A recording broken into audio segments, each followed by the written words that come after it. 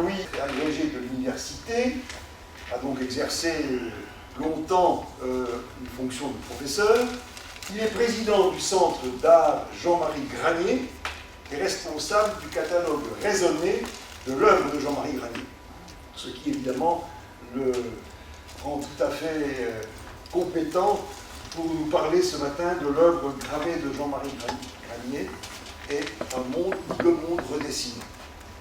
Il est chevalier des palmes académiques et il est donc titulaire du fauteuil neuf de notre académie depuis 2006. Il est l'auteur notamment de catalogues de nombreuses expositions sur Jean-Marie Granier, d'études sur l'œuvre du poète Jean-Claude, alors Suérec, voilà, d'un ouvrage pédagogique, La Chambre de Vincent, publié chez Gallimard en 2008, et d'un recueil de poésie. Monsieur le Président, Monsieur le Secrétaire perpétuel, chers confrères, Mesdames, Messieurs, Jean-Marie Granier le vit en gravure. Et tout commence par un coup de foudre. Et s'il est vrai qu'il n'y a pas de hasard, mais des rencontres simplement, il se trouve qu'un jour de 1978, je me promenais dans Nîmes et mon regard a été attiré par une affiche qui annonçait une exposition de Jean-Marie Granier. Ce nom, évidemment, m'a aussitôt appelé, puisque j'avais été son élève à l'École des Beaux-Arts de Nîmes au début des années 60. J'avais gardé un excellent souvenir de ce professeur, mais j'ignorais la totalité de ce qu'il avait pu produire dans sa discipline, le dessin et la gravure. Et je peux vous dire que ma visite à la petite galerie qui était tenue par une personne importante dans l'entourage de Jean-Marie Granier, puisqu'elle a été responsable du premier catalogue raisonné qui est ici, édité en 1984, Daniel Crégu. Dans cette toute petite galerie, il y avait une suite d'œuvres des années 75-76, une suite de gravures intitulée Cévennes, et ça a été un coup de foudre, autrement dit un choc esthétique extraordinaire. Je me suis trouvé de plein pied avec ce que pouvaient me signifier ces gravures et je ne connaissais pas encore l'homme. Alors,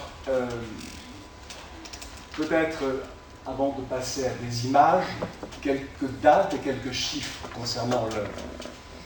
Jean-Marie Granier est né en 1922 à La Salle. Il y a passé son enfance, sa jeunesse. Sa famille était implantée à La Salle depuis plusieurs générations. C'était des ferblantiers. Et il a tout de suite été attiré par le dessin, vous le verrez dans les premières images, de sorte que dans les années 50 et 52, il a été pensionnaire de la villa de la Casa Velázquez de Madrid. Ça a été une étape très importante parce que libéré de tout souci pécuniaire et pouvant se concentrer totalement à son travail, il a affirmé des choix esthétiques décisifs qui vont déterminer la suite de son œuvre. Il est donc professeur à l'École des Beaux-Arts de Nîmes quelques années, avant d'être nommé professeur, ou plutôt responsable de l'atelier de gravure à l'atelier de l'École nationale supérieure des Beaux-Arts de Paris. Il reste une dizaine d'années. En 1992, il est élu par ses pairs membre de l'Académie des Beaux-Arts, de l'Institut de France, et en 2000, le voilà directeur du musée Marmottan-Monet à Paris. À cela s'ajoute évidemment qu'il est un des membres fondateurs de l'Académie des Hauts-Cantons en 2006. Il s'éteint en 2007. L'œuvre de Jean-Marie Granier est une œuvre secrète mais libre, une véritable terra incognita pour le grand public. Et si j'ai tenu à montrer cette image, c'est que c'est un des ateliers les plus importants de Jean-Marie Granier. C'est dans la montagne de La Salle, sur la route de Sainte-Croix-de-Caderne, au milieu des châtaigniers, et à l'aide de son fils, ils avaient bâti cette tour qui, sur les quatre côtés, a de grandes verrières. C'est dans une sorte de canopée, il est dans les branchages, et c'était là un lieu à la fois de réflexion, de méditation et de travail. Jean-Marie Granier a été un travailleur acharné, L'œuvre est conduite sur plus d'un demi-siècle. En 1984, on répertoriait 2410 gravures, des centaines de dessins. À sa disparition, on peut estimer l'œuvre, le catalogue n'est pas complet encore, près de 3000 estampes.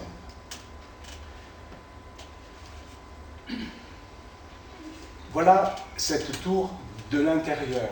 Et voilà tout ce qui est nécessaire à un graveur. Une petite table sur laquelle il va poser ses plaques de cuivre.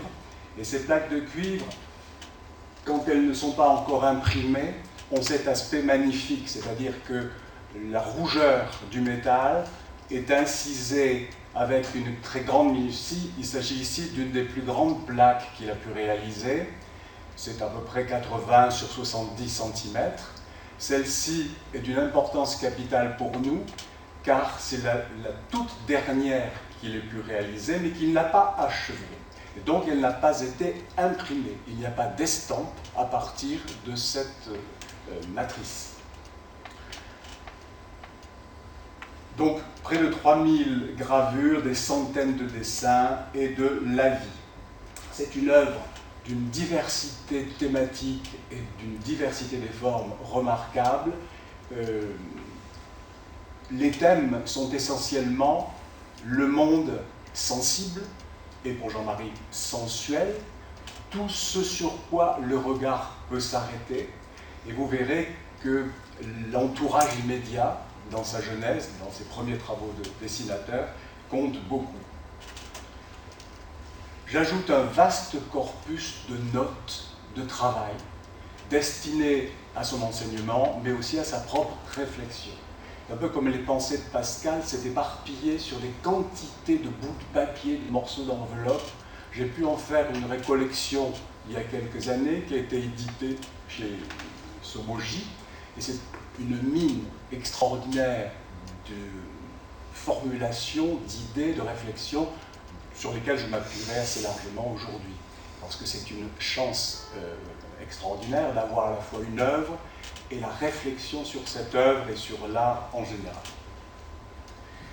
Parmi ces réflexions, on pourrait en mettre une en tête, c'est ce que dit ou proclame Jean-Marie Granier: j'ai choisi le blanc et le noir, le dessin, c'est-à-dire le blanc et le noir.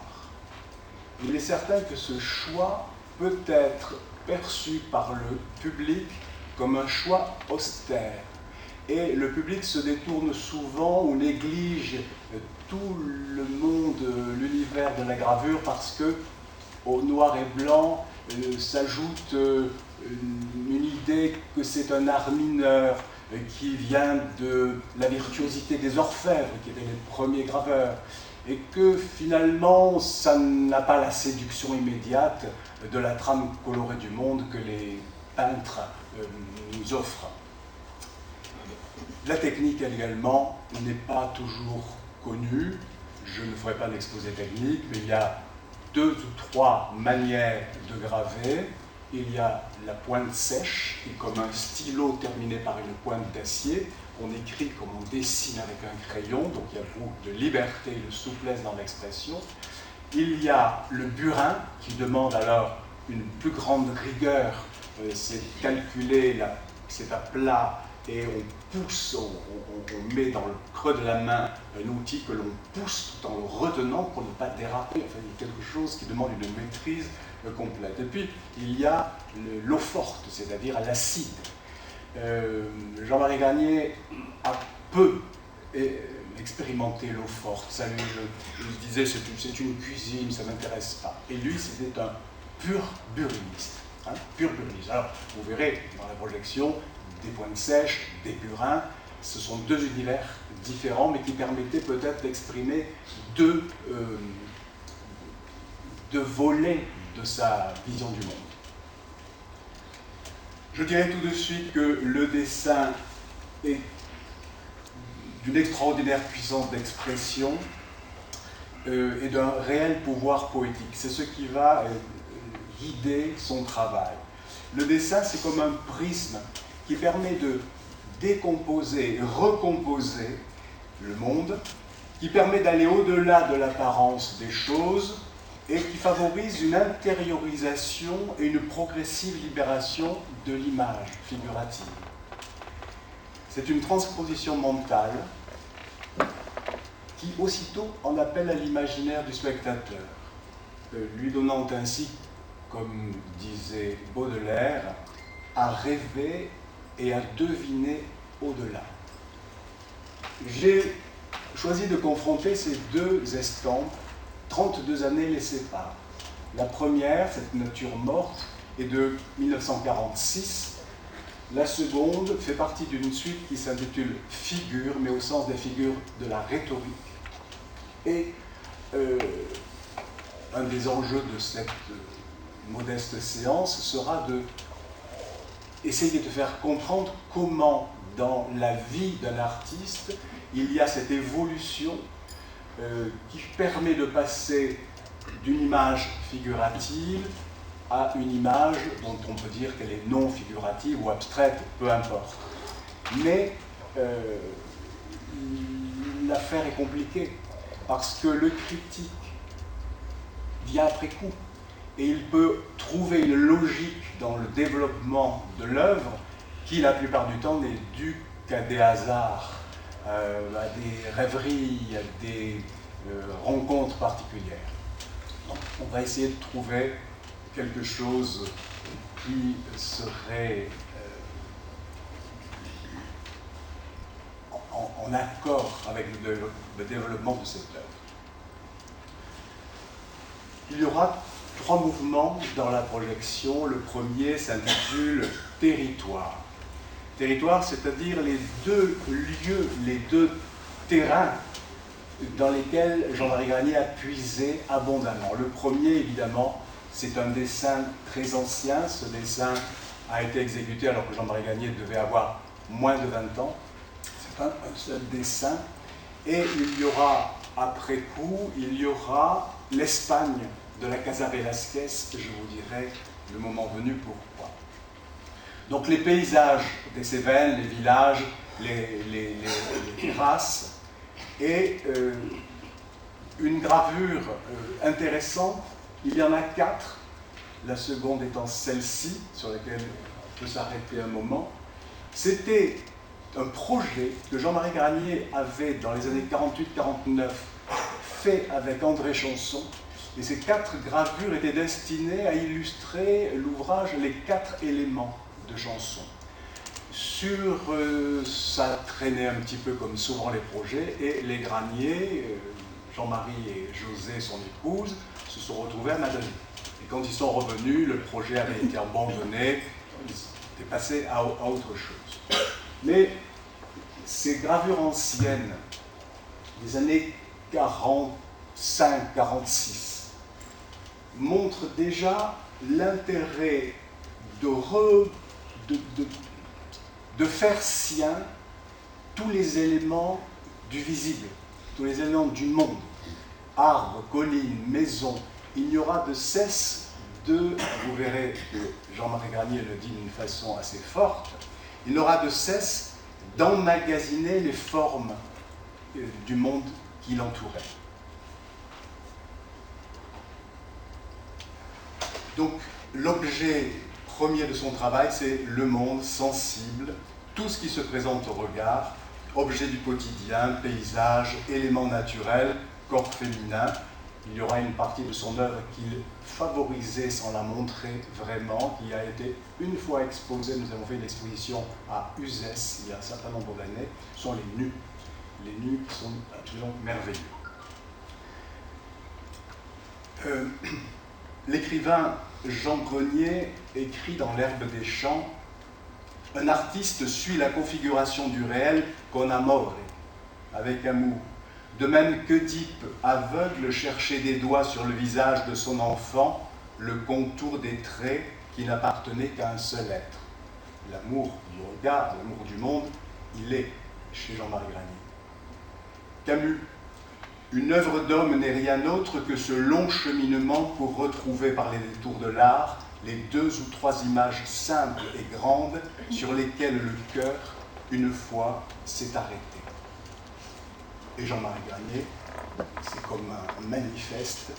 J'ai un tel amour du monde que je voudrais le posséder pour qu'il devienne dessein. Je reviendrai sur cette phrase. Hein. Nous avons tous l'amour du monde, la beauté du monde, la beauté sensible, mais nous n'avons pas tous cette idée de le posséder pour qu'il devienne dessein. Nous y reviendrons.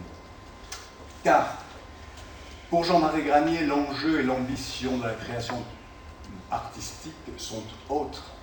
Si les monts, les bois, les chemins, les ruisseaux, les cours d'eau de ces Cévennes, grandes images s'il en est, ont été sa nourriture première et l'objet de ses premiers travaux, la gravure, avec ses seuls moyens, c'est ce que souhaite Jean-Marie Granier, que la gravure, avec ses seuls moyens, ses moyens très humbles, tienne lieu de monde, que l'œuvre tienne lieu de monde, instaure un monde aussi dense, aussi complexe, aussi obscurément signifiant que le monde de la perception que nous en avons.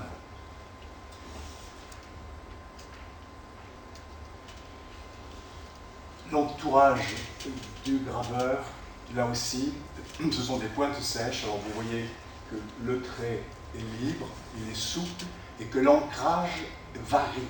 C'est-à-dire qu'avec la pointe sèche, on fait dans le métal des incisions, mais sur les bords desquelles se dégagent des barbes qui accrochent l'encre. Et si les barbes sont nombreuses, ou si le trait est plus profond, il gardera davantage d'arbres, et ce sont les noirs que vous avez là. Si le trait est léger, si la fleur, la plaque de cuivre, l'encre, évidemment, aura une trace plus légère. Mais on voit que le dessinateur est là, ce n'est pas, et même le début le montre, il n'y aura jamais rien de pittoresque, c'est-à-dire digne d'être peint ou dessiné. Il y a un amour des formes pour les formes. Et là, je pense que ce qui lui a plu, c'était que cette forme du volatile, les ailes ouvertes, avait dans le rectangle de la plaque à graver un espace de composition idéal. Donc ce sont des formes. Et on ne verrait pas avec cet exemple, mais très souvent et quasiment toujours, quand vous avez une gravure abstraite, Jean-Marie Granier, il vous demandait d'ailleurs où veux-tu que je la signe? Ça veut dire quel côté veux-tu que soit le côté là? Et si on la fait basculer, si on la met à l'envers, c'est toujours d'un équilibre et d'une force sans égal. Encore des natures mortes, et celle que nous avons déjà vue, cette gravure très étonnante. Alors, j'attire votre attention sur le... Oubliez les anecdotes. C'est-à-dire, oui, c'est un vase qu'on imagine de verre, une carafe, une tasse, etc.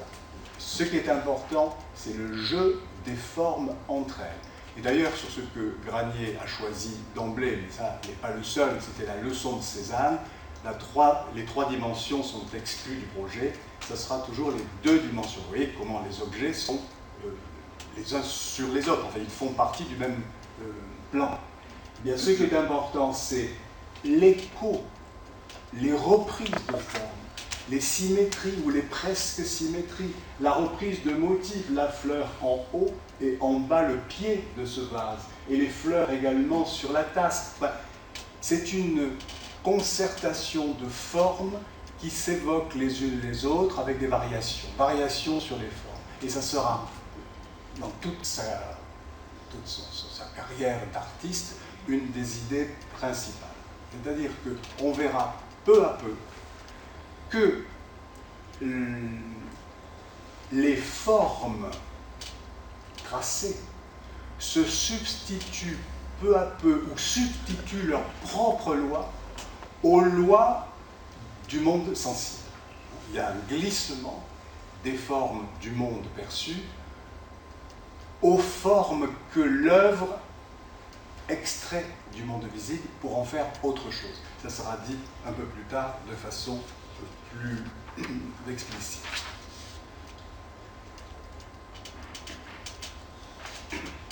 C'est manifeste ici, où vous voyez comment les formes rondes s'enroulent les unes aux autres. Vous pouvez dessiner du regard ou du doigt des S, et tout cela constitue en effet un poème graphique. Vous savez qu'en poésie, la loi majeure, c'est qu'il y a des échos de sonorité, des échos de lexique, des échos de rythme. Bien, je crois que une des caractéristiques de Jean-Marie Granier a été, et c'était, je crois, quelque chose qu'il a dit souvent, il ne parle pas de sa gravure, il dit « mon écriture ». Et il aurait aimé écrire, il a écrit si magnifiquement de cette façon qu'on n'a rien perdu du tout. Mais la notion de poésie est directement attachée à cette œuvre-là. Cette gravure termine un cycle qui est le cycle des natures mortes. C'est un clin d'œil manifeste à l'Olympia de Manet. Vous avez et la servante et le nu, et même dans l'angle inférieur droit, le chat qui, chez Manet, est sur le divan, le lit.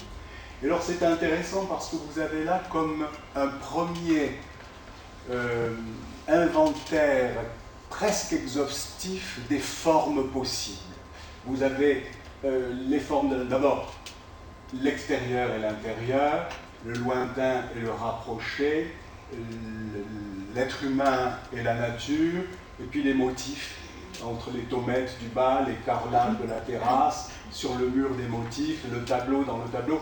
Enfin, il y a un effort de regrouper dans une œuvre quantité de formes dont Jean-Marie Granier se rend bien compte que son chemin passera par une exploitation personnelle particulière de ces formes, qui petit à petit, vous le verrez, vont se simplifier, vont se schématiser.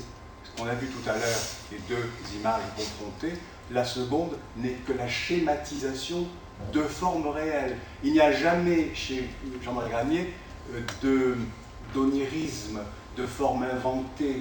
Non, on part toujours du réel. Je vous lirai ce qu'il en dit dans un moment. Donc, il y a cette idée de rendre hommage à ce monde où le graveur voit un répertoire infini des formes dont il lui faut faire l'inventaire exhaustif. Et on perçoit une réelle griserie à recueillir la totalité du visible et à saturer l'espace du dessin de tout l'alphabet graphique qu'offre le spectacle du monde. Ce seront autant d'éléments du vocabulaire plastique dont Jean-Marie Granier fera les signes. C'est la première fois que je prononce ce mot, il va revenir souvent parce que dans les études que j'ai pu faire, la réflexion sur son travail pourrait être intitulée, elle a été une esthétique du signe. Et vous verrez ce que c'est que ces signes. Et on passe au second territoire, qui est celui de l'Espagne et notamment de la tauromachie dont Jean-Marie Granier était un fervent aficionado. Pourquoi ? Pour une raison assez simple, il y a deux raisons. La première, vous le voyez sur les costumes ici, vous retrouvez cette abondance de motifs, une diversité de motifs. Et nous avions tout à l'heure 3 vases, nous avons ici 3 personnages qui sont l'un de face, l'autre de profil. Pour la petite histoire, le personnage de droite, c'est un autoportrait, c'est le visage de Jean-Marie Granier lui-même. Et il y a aussi ce désir de fixer l'instant. Alors ça, c'est une gageure. Comment, en effet, saisir ce qui se dérobe, notamment dans le mouvement d'une pince. En fait, ce qui va influer davantage sur sa recherche, c'est le paysage espagnol. Il a fait des centaines de dessins pendant ces 2 années à Madrid, et c'est au retour à la salle qu'il en a sélectionné un certain nombre pour être gravés. Là, vous avez ce qu'on vient de voir avec la femme, le nu sur la terrasse. Aucun centimètre carré n'est vide. le blanc, ce qu'on appelle la réserve, est rejeté. Comme s'il y avait, de façon presque goulue, la nécessité de s'emplir les yeux et de transférer toute cette quantité de choses dans le dessin. C'est très géométrique. La gravure intervient sur le dessin. Vous voyez les arbres, les arbres verticaux, la rangée de peupliers, j'imagine, sont foncés. Dans le dessin, la mer, l'horizontale foncée qui contrebalance les verticales, n'est pas. Elle est laissée en vide.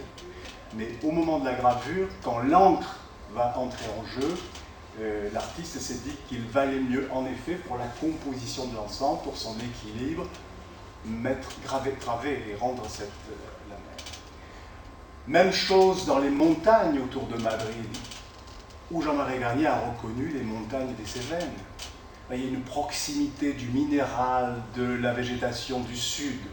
Et là aussi, vous avez l'ensemble des éléments visibles qui sont recueillis.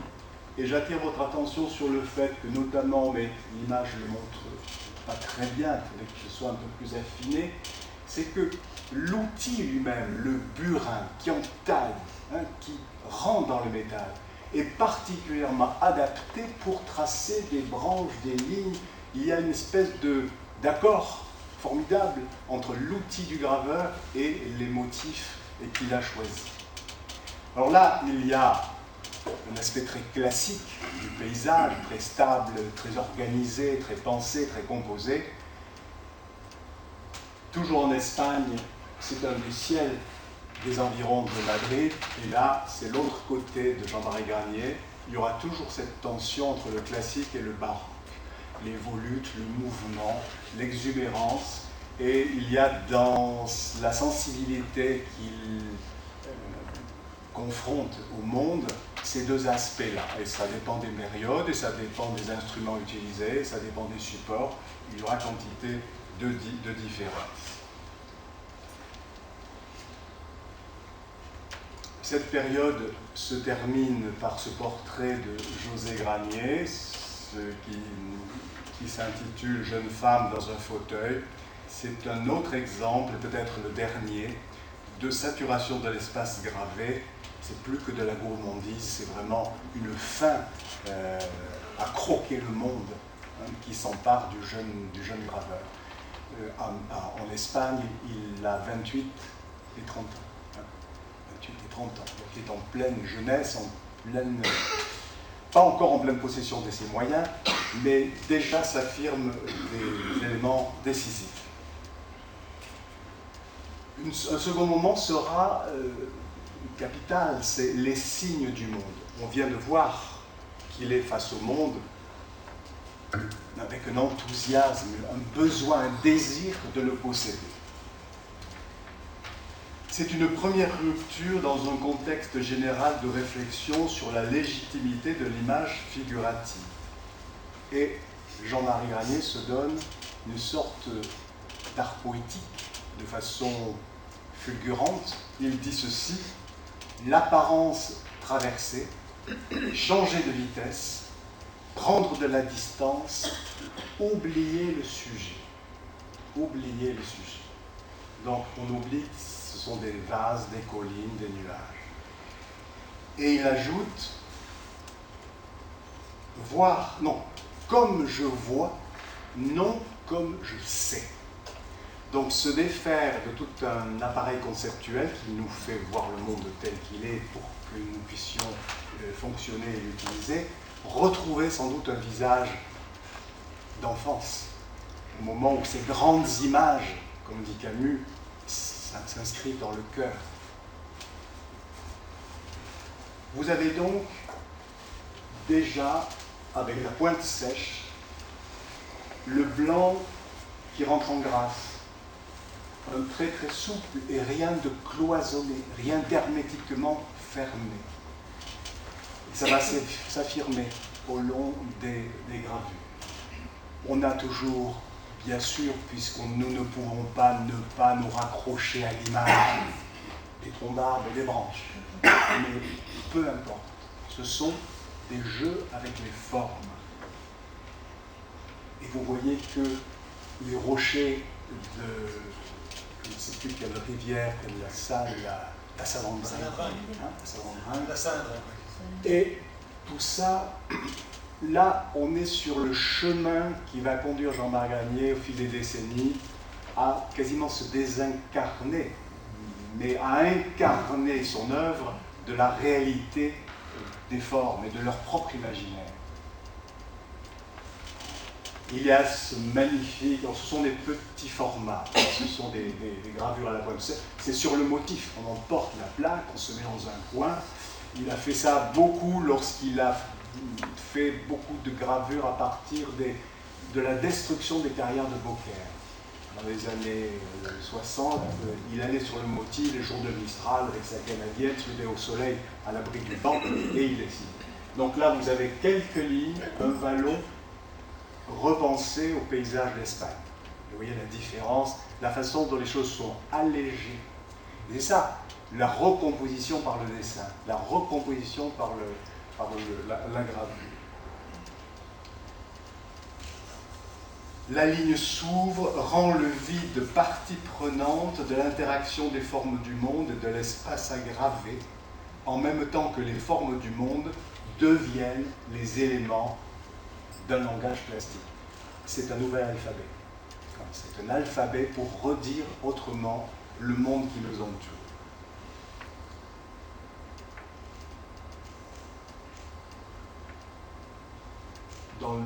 C'est à peu près dans la même logique, c'est une autre suite qui s'intitule « Chercher le chasseur », pointe sèche, technique légère.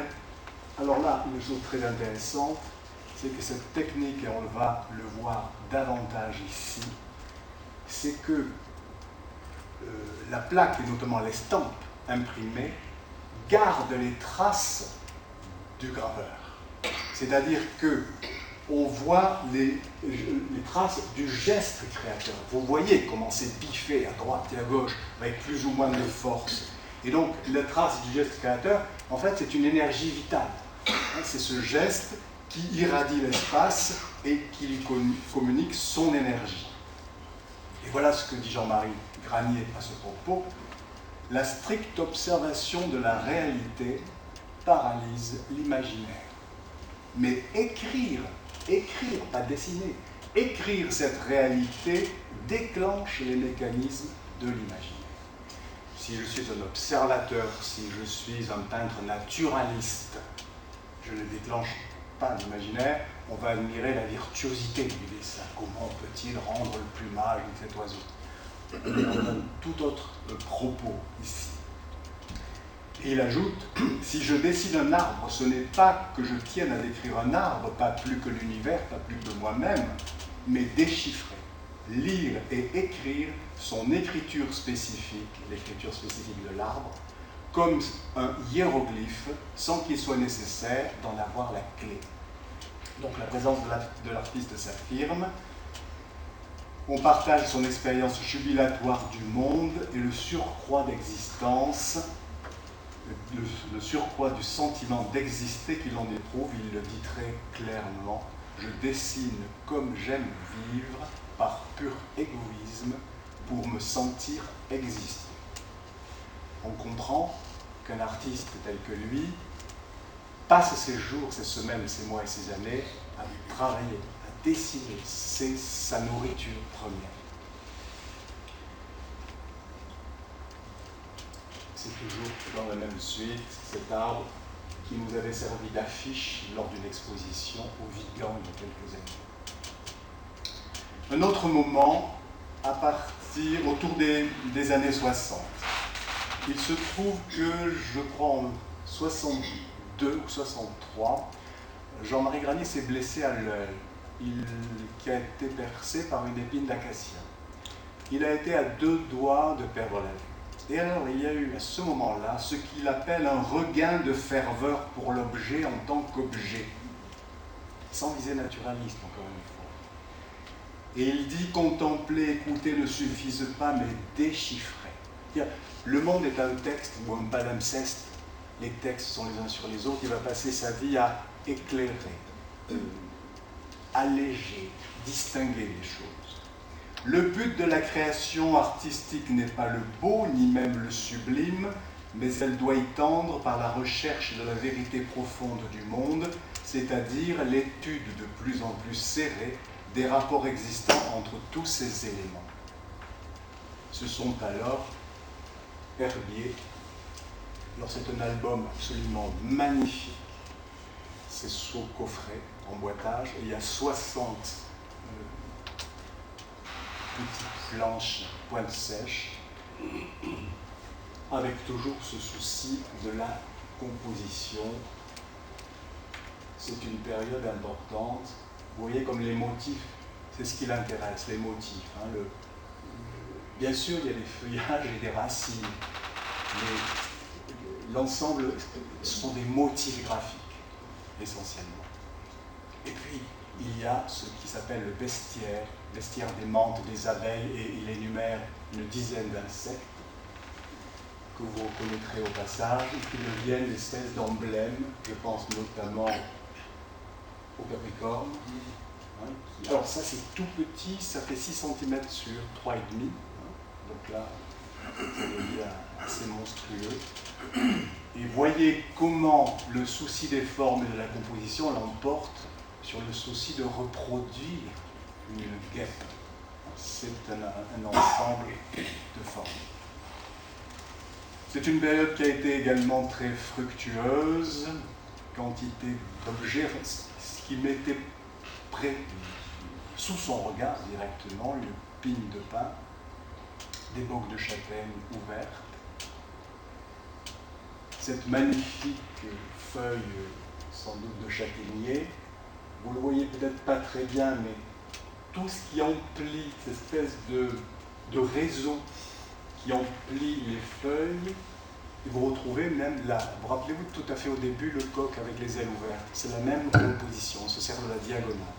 Et dans ces réseaux, ces traces, on va les voir de plus en plus, c'est cet alphabet graphique qui se dégage petit à petit des choses. Une gravure toute simple, hein, elle est aussi belle que celle de Cézanne, mais elle est en noir et blanc, comme on dit. Et vous voyez qu'il n'y a pas de noir et blanc, c'est une infinité de nuances de gris, une infinité d'intensité, il y a plus ou moins d'encre.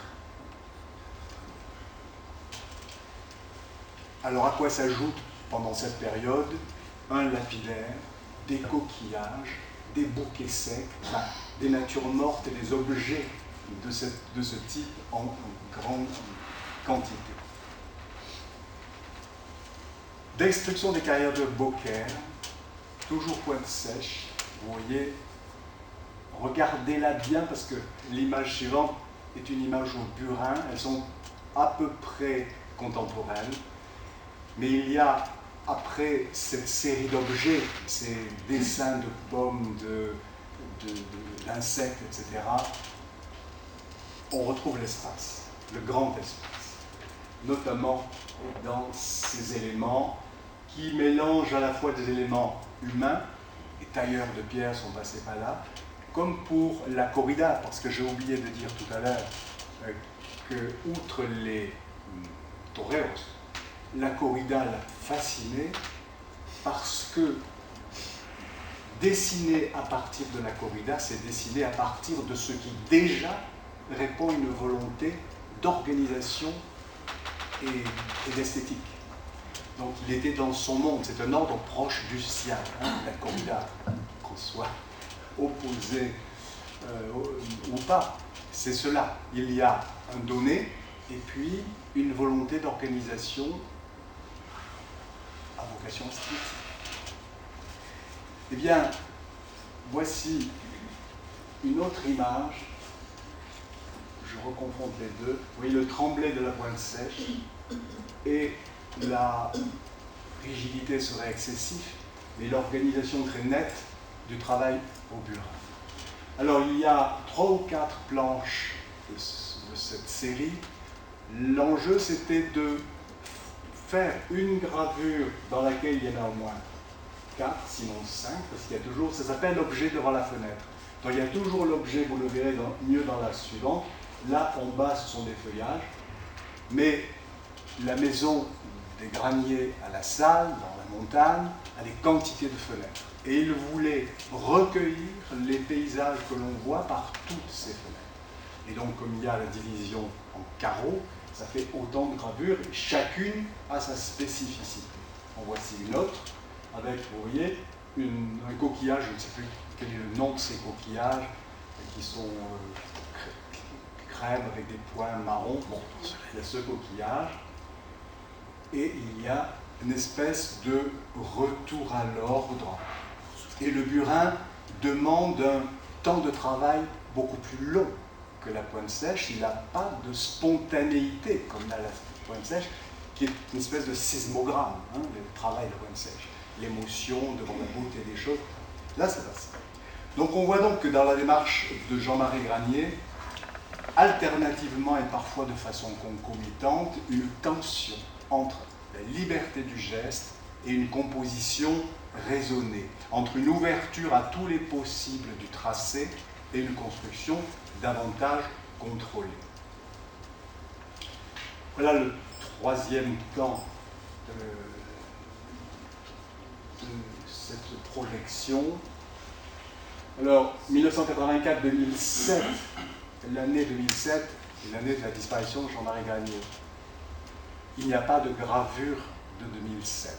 Par contre, il y a quantité de dessins, pour l'anecdote, parce que c'est très amusant. Il a siégé, il a été secrétaire perpétuel de l'Académie des Beaux-Arts un certain nombre d'années, donc assisté ou organisé à quantité de réunions, dont les décisions faisaient objet de vote. Et pour voter, chaque académicien a devant lui, comme vous savez, des petits paquets de post-it, mais sont des petits bulletins de vote. Comme il s'ennuyait fortement, la plupart du temps, il dessine. Et il a dessiné, ce que vous pouvez voir tout à l'heure dans un catalogue qui est là, le même motif, mais alors presque jusqu'à la veille de sa disparition. Et dès que j'allais le voir, mais bien voir, bien voir, bien voir, c'est encore tauromachie, c'est une jeune femme et un taureau. C'est l'enlèvement d'Europe, mais c'est la vie et la mort. Et dans des combats, dans des petits formats comme ça, avec une tension de force extraordinaire. Eh bien, la dernière plaque, vous l'avez vue, c'est celle qui n'est pas imprimée, qu'on a vue tout à l'heure. À partir de cette époque, cette gravure fait partie d'une suite intitulée Camargue, pour laquelle Henri Bosco a fait un magnifique texte, et il y a eu une édition sous emboîtage très très belle. Jean-Marie Granier allait au Sainte-Marie-de-la-Mer ou sur le rivage, avec de grands rouleaux de papier, de 1 mètre sur 1 mètre, et là, avec du lavis, de l'encre et des pinceaux, il notait ce qu'il voyait, des reflets dans les étangs, des choses comme ça. Et c'est dans l'atelier ensuite que c'est repris, que c'est analysé, que c'est synthétisé, et que ça devient des éléments comme celle-ci, avec des nuages, des reflets, des masses. Alors, certains vous diront, moi, j'ai jamais vu la Camargue comme ça.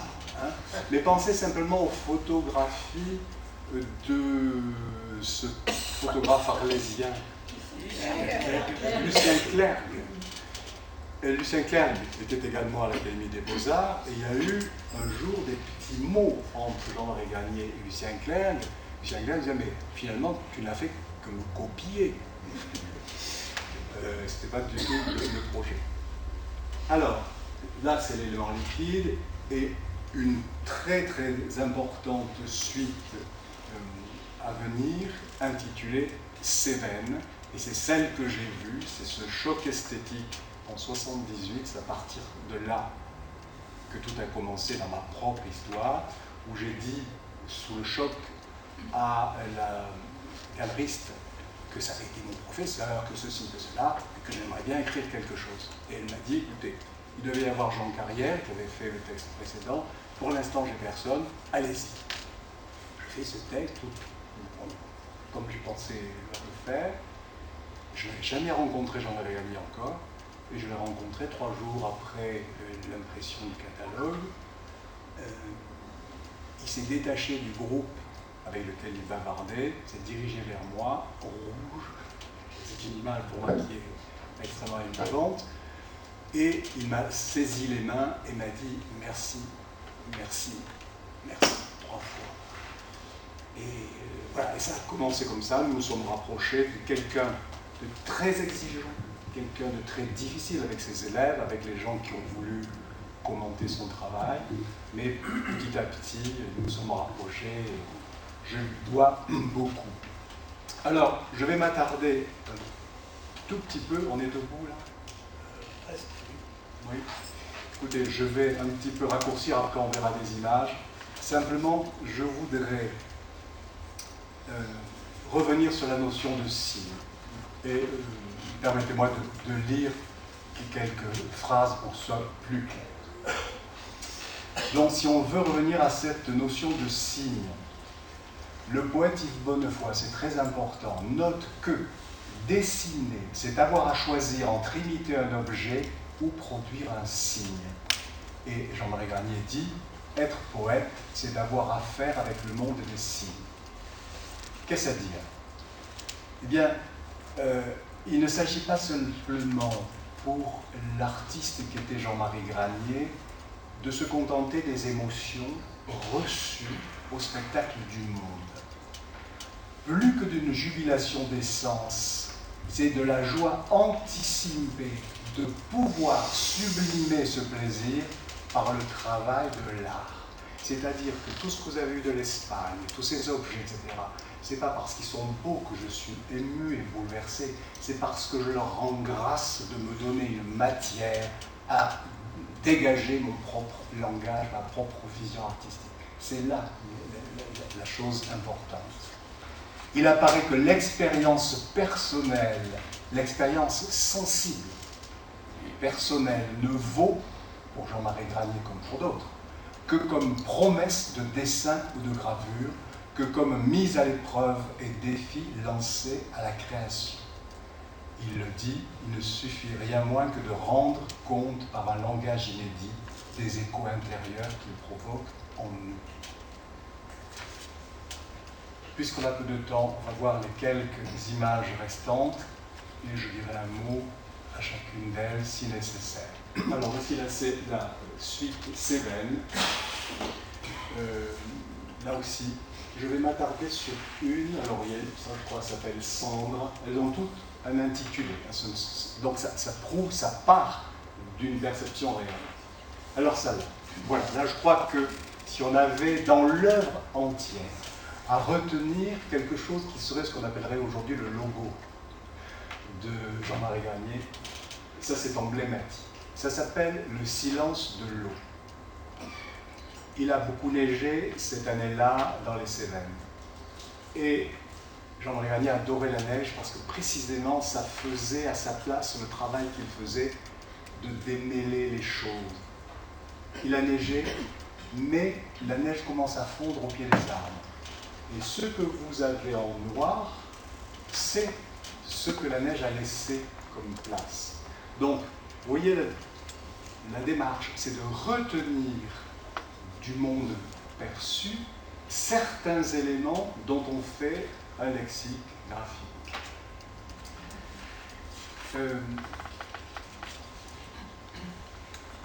C'est toujours la même suite. Je cours un peu la montre là pour en arriver aux dernières séries, à la dernière série. Alors ce sont toutes les gravures de la dimension de la plaque non imprimée que vous avez vue au début de la présentation. Ce qu'il a appelé les grands labyrinthes. Ça, c'est figure, c'est autre chose. Celle-ci, vous l'avez vue tout à l'heure. Et j'ai quand même gardé quelques nus pour vous montrer que, alors, pour les nus, ils circulaient au milieu des modèles ou leur demandaient de modèles. Il n'y a jamais de modèle figé, fixe, immobile. Et le travail fait que petit à petit, on oublie le nu et que ça devient, on a dit tout à l'heure, l'énergie vitale du créateur. Il y a quelque chose là dont la beauté ne vient pas de la beauté supposée d'un modèle. Paysage lunaire, c'est dans la même logique. Orbe, c'est encore plus dépouillé, mais c'est toujours cette logique des nus. Et après ce qui s'appelle aquatique, nous avons une série. Alors ça, c'est vraiment un allègement extrême de la réalité. C'est fait à la... Alors, ça s'intitule Venise. C'est à la fois des dessins de reflets sur les canaux et des souvenirs de ces dessins. Hein, vous voyez, c'est 2 fois transposé et c'est d'une très grande beauté. Ce sont des petits formats, mais c'est extrêmement émouvant et sur le plan esthétique extrêmement beau. Voilà, et c'est maintenant que pour conclure, je vous laisse voir ces grands formats qui sont d'une diversité très grande, qui demandaient un travail, parce que ce que vous pensez être des taches noires sont la juxtaposition de centaines, sinon de milliers d'incisions du burin.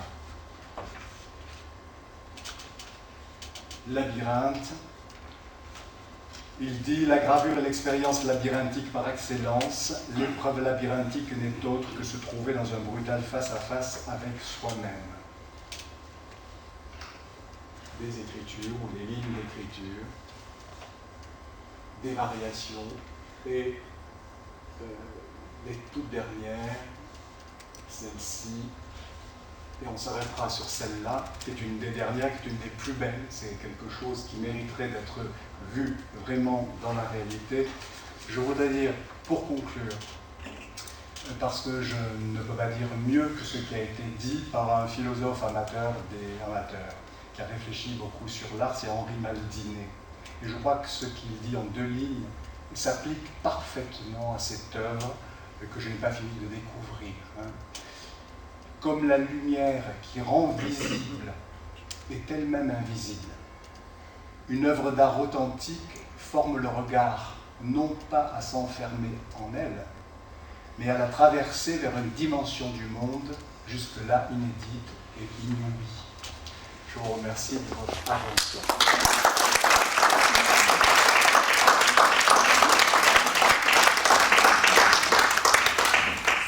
Merci beaucoup Jean-Louis pour cette somptueuse présentation de l'œuvre de Jean-Marie Granier qui nous a... Monsieur n'a pas attardé, je sais. Non, on est désolé quand on est, comme Jean-François et moi, en charge du bon déroulé de la séance, de frustrer le conférencier enthousiaste en lui demandant d'abréger parce qu'il nous faut tenir les délais tout de même. Voilà. Est-ce qu'il y a des questions à poser à notre conférencier à propos de cette œuvre absolument magistrale? Moi, je vais... Madame. J'ai remarqué que, en tous les cas, on a l'impression que le papier, le choix du papier, on a l'impression que le choix du papier est très important. Ah oui. Il y avait certaines gravures assez dépouillées, où il me semblait que la texture du papier jouait dans le... Bien sûr. Alors il y a des milliers de papiers, bien sûr. Les artistes en choisissent les uns et les autres. C'est une des grandes difficultés des catalogues raisonnés pour les graveurs, parce que la même plaque gravée donne lieu à des formats, des papiers différents. C'est très, très, très compliqué. Et donc il y a ce qu'on a mal vu, ce sont des photos la plupart du temps que j'ai prises, c'est que aucune de ces gravures, si vous voulez, ce qui est tracé, ce qui apparaît tracé en noir, n'est jamais sur un fond blanc. Ça, c'est la plupart du temps raté. Donc, lorsqu'on a ancré toute la plaque avec un tampon de gaz, on enlève le maximum. Si vous voulez qu'en effet que votre plaque, l'impression soit blanche, que les zones préservées soient blanches, vous frottez vraiment jusqu'à ce qu'il n'y ait plus rien. Mais Granier aimait beaucoup qu'il y ait un peu de jeu, quelques traits, même des erreurs, que le burin dérapé, pour rendre cet espace vivant. C'est pas un espace, c'est pas comme sous, vous savez, on met des objets sous inclusion dans du plastique, dans la résine. Non, pas du tout. Il faut que le support, en effet, soit lui-même vivant, c'est sûr. Oui. Alors, monsieur Boudet, oui, simplement. Oui. Est-ce que Jean-Marie Granier a des écoles, autrement dit, est-ce qu'aujourd'hui il y a des adeptes, est-ce qu'il y a des...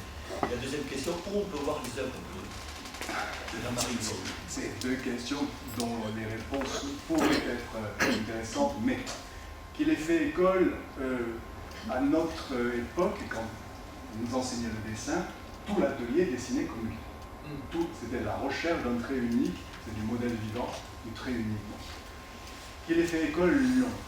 Je dirais même qu'il a découragé ses étudiants de l'école des beaux-arts de Paris le plus souvent. En disant non, ça va pas, essayez de trouver un autre métier. Non. Et nous sommes en relation, Christiane et moi, avec un de ses anciens élèves qui est devenu un violoniste assez important et qui l'appelle toujours le patron. Quand le patron disait non. Donc, non, je ne pense pas qu'il ait fait école, en tout cas, il n'a pas cherché à le faire.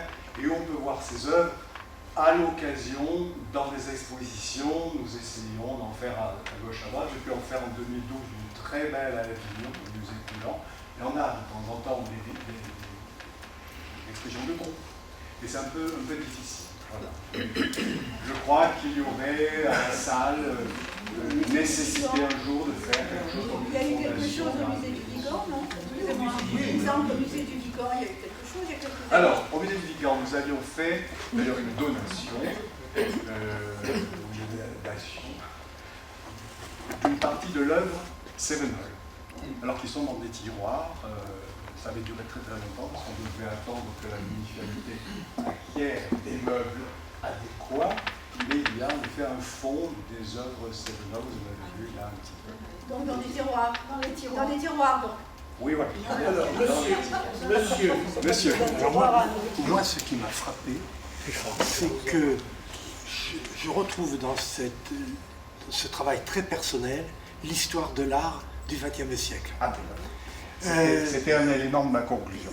Il me semble que j'ai d'abord vu Matisse dans le nu, parce que vous avez parlé de l'Olympia, mais ça peut être aussi bien le grand nu de Biskra, de Matisse, le souvenir de Biskra, le grand nu bleu. Bien sûr.